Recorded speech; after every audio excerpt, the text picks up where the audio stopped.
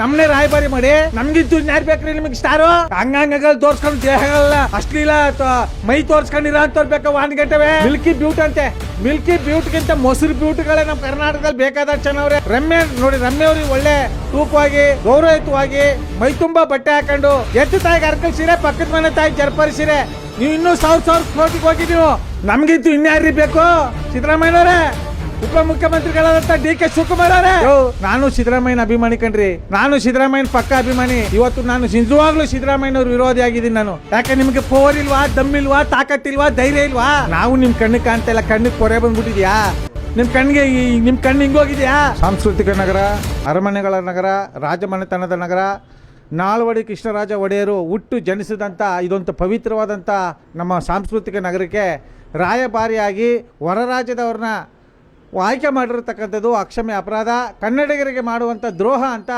ನೇರವಾಗಿ ಕರ್ನಾಟಕದ ಸರ್ಕಾರವನ್ನು ನಾವು ಧಿಕ್ಕರಿಸ್ತೇವೆ.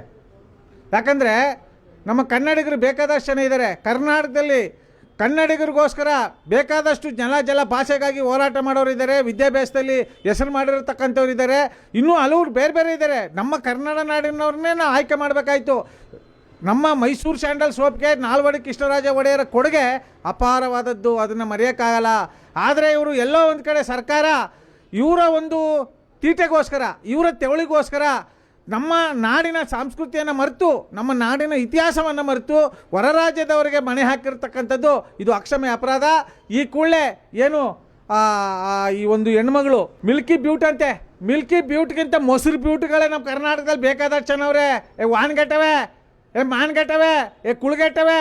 ಕನ್ನಡ ನಾಡಿಗೆ ಗೌರವ ಕೊಡ್ರಿ, ಕನ್ನಡ ಸಂಸ್ಕೃತಿಗೆ ಗೌರವ ಕೊಡಿ, ಕನ್ನಡ ಇತಿಹಾಸಕ್ಕೆ ಗೌರವ ಕೊಡಿ. ಕನ್ನಡ ನಾಡಿಗೆ 5,000 ವರ್ಷಗಳ ಇತಿಹಾಸ ಇರ್ತಕ್ಕಂಥದಕ್ಕೆ ಯಾವುದೋ ಒಂದು ಪರಭಾಷಿಕರನ್ನ ನೀವು ತಗೊಬಂದು ಈ ರೀತಿ ನೀವು ಮೈಸೂರು ಸ್ಯಾಂಡಲ್ಗೆ ರಾಯಭಾರಿ ಮಾಡ್ತಿದ್ರಲ್ಲ, ನಿಮ್ಮಂಥ ಚಮಚಗಿರಿಗಳು ನಿಮ್ಮಂಥ ಮಾನ್ಗೇಟ್ ರಾಜಕಾರಣಿಗಳನ್ನ ನಾನು ಎಲ್ಲೂ ನೋಡಿಲ್ಲ.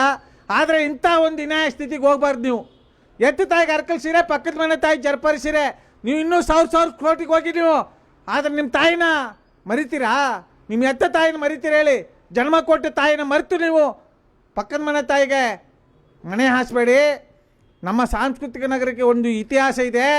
ನಾಲ್ವಡಿ ಕೃಷ್ಣರಾಜ ಒಡೆಯರ ಕೊಡುಗೆ ಅಪಾರವಾದದ್ದಿದೆ. ಅಂಥ ಒಂದು ಸೇವೆ ಮಾಡಿರಿ. ರಮ್ಯ ನೋಡಿ ರಮ್ಯ ಅವ್ರಿಗೆ ಒಳ್ಳೆ ತೂಕವಾಗಿ ಗೌರವಯುತವಾಗಿ ಮೈ ತುಂಬ ಬಟ್ಟೆ ಹಾಕೊಂಡು ಸಾಂಸ್ಕೃತಿಕವಾಗಿದ್ದಾರೆ, ಅವ್ರನ್ನೇ ಆಯ್ಕೆ ಮಾಡಿ. ಬೇರೆ ಇನ್ನೇ ಯಾರು ಶಿಕ್ಷಣ ಕ್ಷೇತ್ರದಲ್ಲಿ ವಿದ್ಯಾರ್ಥಿಗಳು ಯಾರು ದೊಡ್ಡ ಮಾಡಿದ್ರು ಅವ್ರನ್ನ ಮುಂಚೂಣಿ ತಗೊಬನ್ನಿ. ನಮ್ಮ ನಾಡಿನ ಹೆಣ್ಮಕ್ಳನ್ನ ಬೆಳೆಸಿ, ನಮ್ಮ ನಾಡಿನ ಹೆಣ್ಮಕ್ಳಿಗೆ ಗೌರವ ಕೊಡಿ. ನೀವು ಹೊರ ರಾಜ್ಯದ ಹೆಣ್ಮಕ್ಳಿಗೆ ಗೌರವ ಕೊಡೋ ಅಂಥದ್ದು ಇದು ಅಕ್ಷಮ್ಯ ಅಪರಾಧ. ಈ ಕೂಡಲೇ ಈ ತಮ್ಮನನ್ನು ಏನಿದು ಇವ್ರ ಹೆಸರು ಹೇಳೋಕ್ಕೆ ನಾಚಿಕೆ ಆಯ್ತಿದೆ. ಏನ್ರಿ ತಮ್ಮನ್ನ ಅನ್ನೋ ಒಂದು ಈ ಹುಡುಗಿನ ದಯಮಾಡಿ ನೀವು ತಿರಸ್ಕಾರ ಮಾಡಿ. ಏನು ಹಣ ಕೊಟ್ಟಿದ್ರಿ, ಈ ಹಣವನ್ನು ಯಾವ್ದಾದ್ರು ಒಂದು ಹಳ್ಳಿನ ದತ್ತು ತಗೊಂಡು ಹಳ್ಳಿನ ಅಭಿವೃದ್ಧಿ ಮಾಡ್ರಿ. ನಾನು ಸಿದ್ದರಾಮಯ್ಯನ ಅಭಿಮಾನಿ ಕಣ್ರಿ, ನಾನು ಸಿದ್ದರಾಮಯ್ಯನ ಪಕ್ಕ ಅಭಿಮಾನಿ. ಇವತ್ತು ನಾನು ನಿಜವಾಗ್ಲೂ ಸಿದ್ದರಾಮಯ್ಯನವ್ರ ವಿರೋಧಿ ಆಗಿದ್ದೀನಿ ನಾನು. ಯಾಕಂದರೆ ನಿಮ್ಮ ನಡವಳಿಕೆಗಳು, ನಿಮ್ಮ ಹಾವಭಾವಗಳು, ನಿಮ್ಮ ನಿಮ್ಮ ವೇದಿಕೆಗಳ ಮೇಲೆ ಮಾಡುವಂಥ ಭಾಷಣಗಳನ್ನ ಕೇಳ್ತಾ ಇದ್ರೆ ಎಲ್ಲೋ ಒಂದು ಕಡೆ ದುಃಖ ಆಗುತ್ತೆ. ಮುಂದಿನ ಪೀಳಿಗೆಗೆ ತುಂಬಲಾರದಂಥ ಕಷ್ಟ ಆಗುತ್ತೆ.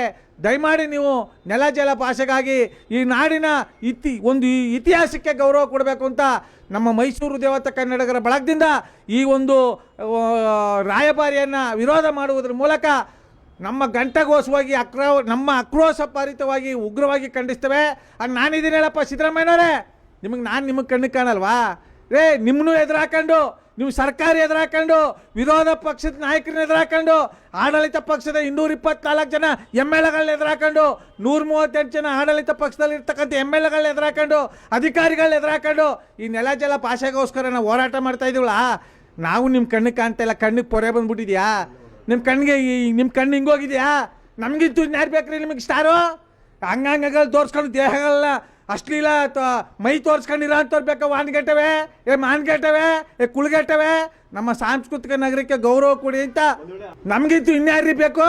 ಸಿದ್ದರಾಮಯ್ಯನವರೇ, ಉಪಮುಖ್ಯಮಂತ್ರಿಗಳಾದಂಥ ಡಿ.ಕೆ. ಶಿವಕುಮಾರ್ ಅವರೇ, ನಮ್ಮಂಗೆ ಪ್ರಾಮಾಣಿಕವಾಗಿ ಹೋರಾಟ ಮಾಡಿ ನೀವು ಅಧಿಕಾರಕ್ಕೆ ಬಂದಿದ್ದೀರಾ? ನಿಮಗಿಂತೂ 1,000 ಮೇಲೆ ನಾವು ನಮ್ಮನ್ನೇ ರಾಯಭಾರಿ ಮಾಡಿ. ಯಾಕೆ ನಿಮಗೆ ಪವರ್ ಇಲ್ವಾ, ದಮ್ ಇಲ್ವಾ, ತಾಕತ್ ಇಲ್ವಾ, ಧೈರ್ಯ ಇಲ್ವಾ? ಎಲ್ಲಿಂದಲ್ಲ ಕರ್ಕೊಂಬಂದ್ಬಿಟ್ಟು ಯಾಕ್ರಿ ಕಾಡು ತಿಂದು ನೀರು ಕುಡಿಸ್ತೀರಿ? ಸಾಮಾನ್ಯ ಜನ ಕಷ್ಟಪಟ್ಟು ಕಟ್ಟದಂಥ ತೆರಿಗೆನ ಯಾಕ್ರಿ ವ್ಯಾಯಾಮ ಮಾಡ್ತಾಯಿದ್ದೀರಾ?